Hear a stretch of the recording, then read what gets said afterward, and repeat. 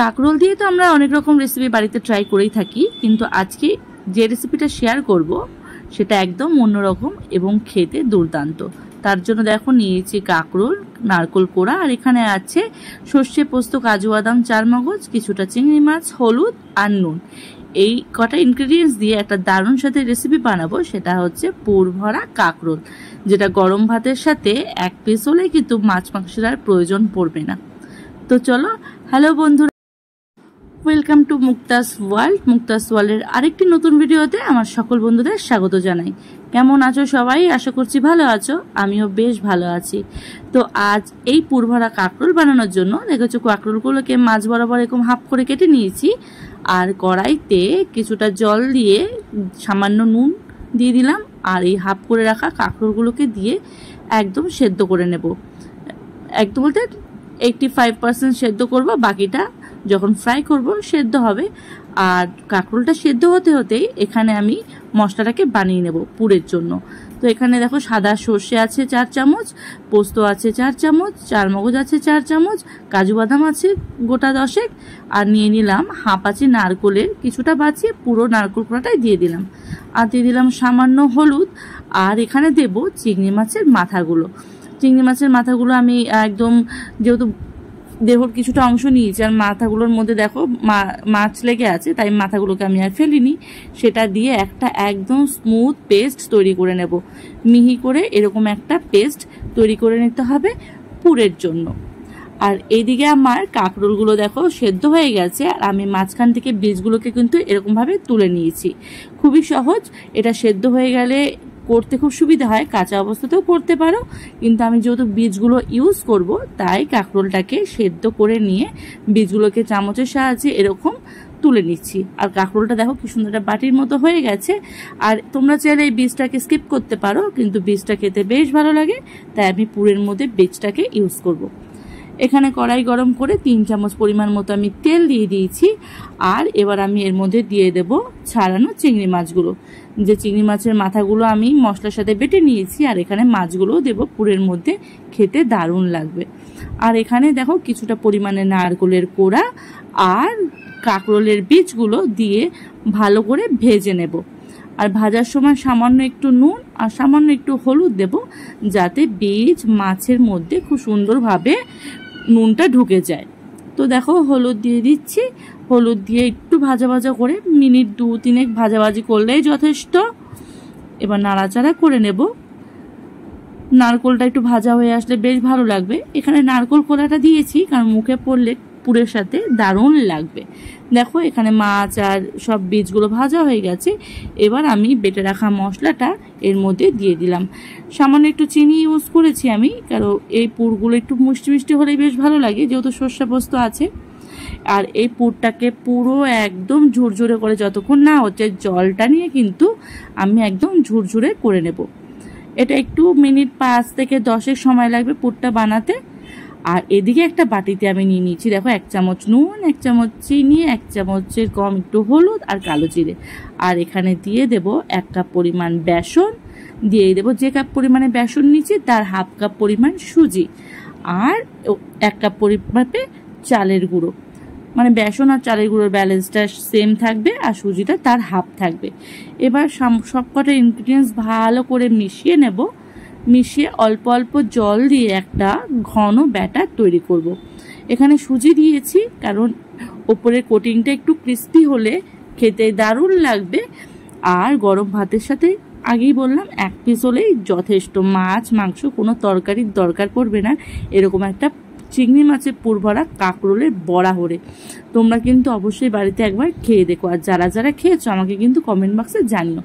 দেখো কথা বলতে বলতে ব্যাটারটা তৈরি হয়ে গেছে। ঠিক এরকম থিকনেসে একটা ব্যাটার হবে, আর পুরটা ঠিক এরকম ঝরঝরে একটা পুর হবে, যাতে জল না থাকে। ঠিক এরকম দেখো ড্রাই একটা পুর হবে। এদিকে দেখো, এদিকে আমার পুর রেডি, কাঁকরোলগুলোও একদম রেডি, আর ব্যাটারও তৈরি। তো এবার চলো পরবর্তী স্টেপটা দেখা যাক। এবার আমি পুরটা ঠান্ডা হয়ে গেলে চামচের সাহায্যে এরকম কাঁকরোলের মধ্যে দিয়ে চেপে চেপে কাঁকরোলগুলোকে কিন্তু রেডি করে নেব। এক্ষেত্রে পুরটা একদম ড্রাই করতে হবে, আমি প্রথমেই বলেছি। একদম পাতলা পাতলা থাকলে বা কাঁচা পুর হলে কিন্তু এই বড়াটা পারফেক্ট তৈরি হবে না আর খেতেও ভালো লাগবে না। বড়া ভাজার সময় পুরটা ছড়িয়ে যাবে আর একটা অন্যরকম স্বাদ চলে আসবে। তাই পুরটাকে কিন্তু এরকম একদম ঝুরঝুরে করতে হবে, আর পুর ভরার সময় কোনো অসুবিধা হবে না, খুব সুন্দরভাবে হবে। আর পুর ভরা কাঁকরোলের বড়াগুলোও খুব সুন্দর হবে, একদম পুর বেরিয়ে আসবে না। তো দেখো আমি একদম চিংড়ি মাছগুলো হিসেব করে দিচ্ছি যাতে প্রত্যেক কটা চিংড়ি মাছগুলো মুখে পড়ে। আর এরকমভাবে দেখো চেপে চেপে সুন্দর করে কাঁকরোলের মধ্যে পুরগুলো ভরে নিচ্ছি। কাঁকরোলের মধ্যে পুরগুলো চেপে চেপে ভরে নিয়ে কিছুক্ষণ 5 থেকে 7 মিনিট বা সময় না থাকলে 2-3 মিনিট একটু রেস্টিংয়ে টাইম দিলে পুরটা পুরো সেট হয়ে যাবে। আর বেসনের ব্যাটারে যখনই আমি ভাজবো পুরটা কিন্তু একদম বেরিয়ে আসবে না। তো দেখো এবার পুরগুলো দিয়ে হাতের সাহায্যে আমি ঠিক এরকমভাবে কাঁকরোলের পুরগুলো রেডি করে নিয়েছি। দেখো খুব সুন্দরভাবে সেট হয়ে গেছে। আমি 2 থেকে 3 মিনিট একটু রেস্টিং টাইমে দিয়েছিলাম যাতে পুরটা সেট হতে পারে। এবার আমি পরবর্তী স্টেপে যাব।